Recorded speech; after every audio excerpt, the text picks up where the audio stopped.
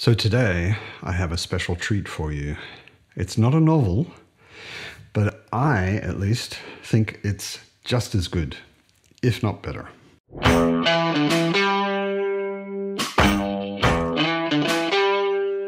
So I've mentioned before, I studied painting and I am a designer by trade. That's how I earn my money. And as such, I'm very focused on visual elements, imagining descriptions that are in books, but also the covers. And through the covers, I've become really interested in the art and the artists themselves.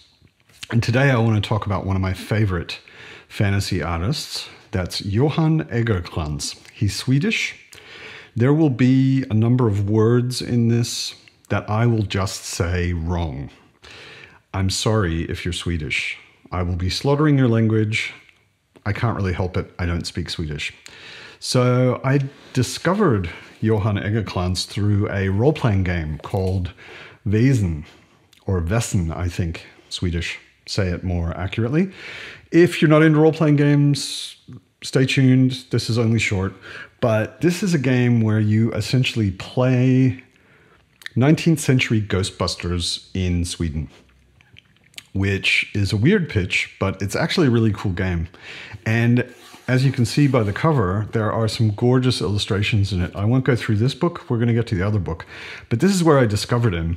And I like the game, but I loved the illustrations. So I went and looked him up. And luckily, Mr. Egerkrans has a pretty good website, which has an English version, so you don't need to be scared by that. And I got the book that inspired the role-playing game, Vaesen.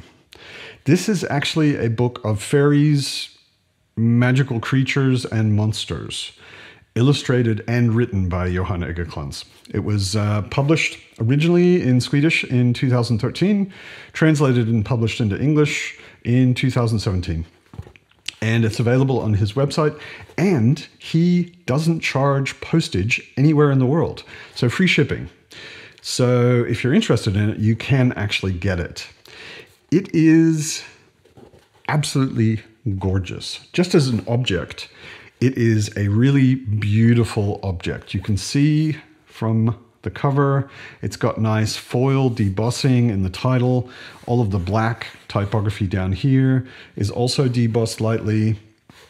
It's linen bound and comes with a ribbon bookmark.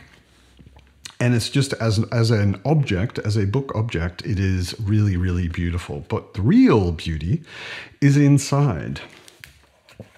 So when you flip it open, there are these very simple looking small pencil illustrations, and they are throughout. They're essentially taking up a little bit of space somewhere, but that's not really what the main focus of the book is. It's the fairies and creatures and monsters. And if we look at the table of contents, it's split up into nature spirits, familiars, shapeshifters, ghosts of the dead, and monsters. And I think one of the easiest ways to really show you what this is, because it's a mix of text. There is a lot of written material, really interesting written material about the folk stories behind these creatures, about what they are, how they behave, where they live, all of that kind of stuff. If you are into role-playing games, this is an awesome resource. If you're not into role-playing games, it's a lot of fun anyway. It's a really, really nice book. So what I thought I would do is read you just the first couple of sentences about a few different creatures and show you the illustrations. Here we go. Woodwife. The Nordic countryside is dominated by the deep, dark forests, and over its silent, green expanse, the woodwife rules supreme. She is indisputably part of the forest, and perhaps it is part of her, and she can take the form of a tree, a moss-covered rock, or an animal. Giants. The belief in giants goes back to time immemorial and exists all over the world. In Norse mythology, the eternal enemies of the Aesir gods are the giants of Utgard, with their magical powers, along with the frost giants of Niflheim, the kingdom of primordial ice and cold, and the fire giants from the scorching hot realm of Muspelheim. The entire world was thought to be created from the dead body of the enormous giant Ymir by Odin, the chief god, and his brothers Val and Ve. Brook horse. The brook horse is a treacherous predator that lurks in streams and lakes, where he tries to entice passing horses and riders into the water to drown them. The brook horse appears as a proud stallion, often shimmering white, but it can also be dapple gray, black, or even shades of blue. If you get really close, however, you will realize that this is no ordinary horse, because its mouth is full of pointed, razor-sharp teeth. Vaetir, nature spirits, can shun the world of humans, choosing to keep themselves to themselves in dark forests or desolate mountains, far from civilization. Vaetir, on the other hand, enjoy being close to people and are drawn to farms and villages.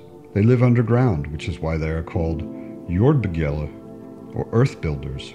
Their dwellings lie close to a farmstead, often under a large tree or barn, and sometimes even under the farmhouse itself, preferably below the fireplace. In that case, the Vaetir can come up at night and dance in the fireplace. Revenant. Some troubled spirits, such as phantoms and ghosts, really only want to find peace. They want the crime that led to their death to come to light, or they want to receive forgiveness for a sin they committed while they were alive.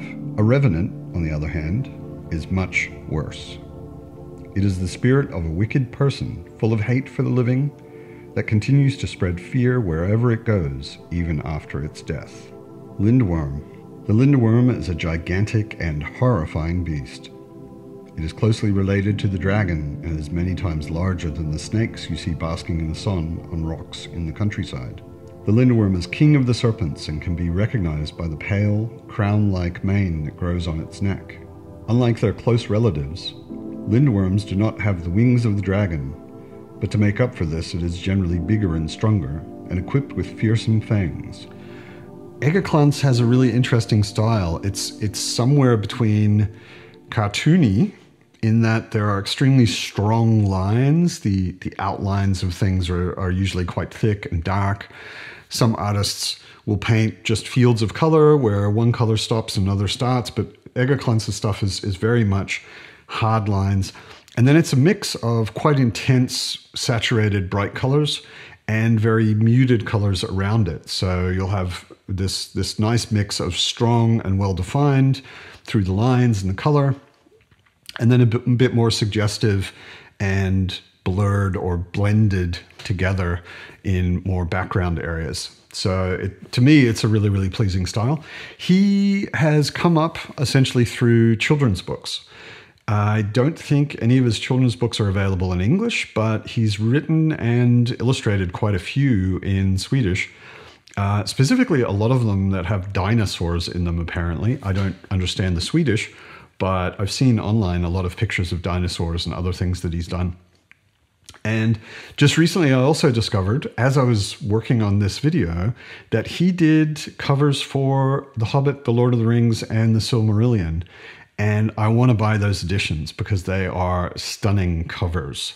Really, really nice. Other than this book, Vaesen, he also has 3 others. One about dragons, one about the undead, and one about the Norse gods, which is also one of my big hobby mythologies.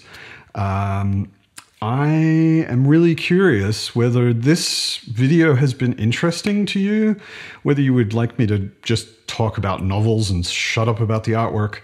But if you are interested, I will happily do a video on each of his other books. And I will just as happily, because I think he deserves as much attention as he can get and as much money as he can get, I will happily send you to his website. If you look down in the description, that's his website. That's where you can order these books if you're interested. You can also order prints. Earlier this year, he had a birthday sale. It was his birthday, and he put all of his prints on half price.